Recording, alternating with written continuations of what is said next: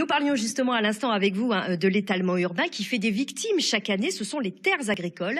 Pour les sauver, des militants se sont regroupés au sein d'une association et d'une coopérative Passeurs de terre.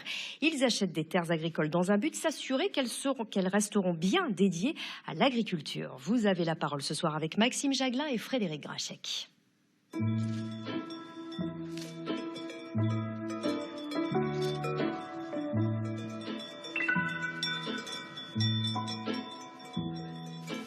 Bonjour Christian.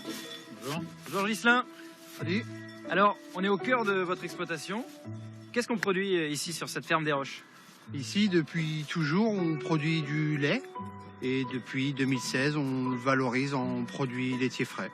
Le projet, concrètement, expliquez-nous. C'est de monter une coopérative solidaire pour que vous puissiez rester locataire de ces terres-là, mais qu'elles soient en même temps protégées. C'est ça le contrat. En passant par un achat groupé par la coopérative, on se dit que ça peut être sauvé sur 150, 200 et encore plus, peut-être 1000 ans, on ne sait pas, mais plus longtemps on préservera ces terres et ce site d'exploitation-là, plus longtemps il y aura des paysans nourriciers, on va dire, pour la population.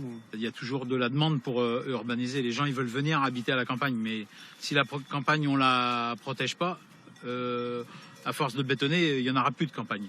Donc la façon de protéger les terres agricoles, eh ben, c'est de s'organiser. Et c'est ce qu'on est en train de faire par le biais de cette association-là.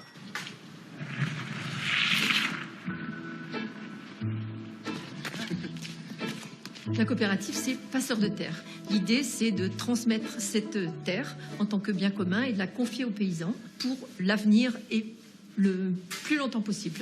Et alors, pour acheter ces terres, vous avez lancé une cagnotte solidaire. En quoi ça consiste?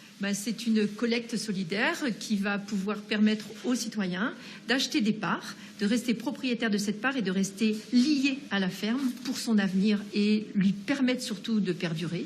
Et cette collecte a démarré maintenant là.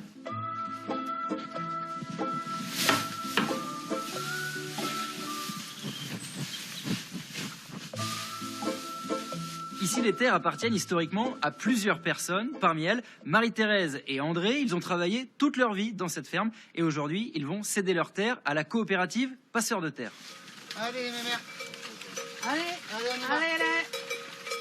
Ça fait plaisir de voir des vaches, ça. Allez. André, Marie-Thérèse, qu'est-ce que ça vous fait de voir le futur de votre ferme historique? Ça fait chaud au cœur de voir qu'il y en a des travailleurs et qui travaillent pour eux, pas pour le crédit agricole ou n'importe quoi. On est content que quand même ça prend cette tournure-là, puis que sans trop endetter les fermiers, ça va arriver à continuer. Et on aurait pu spéculer dessus.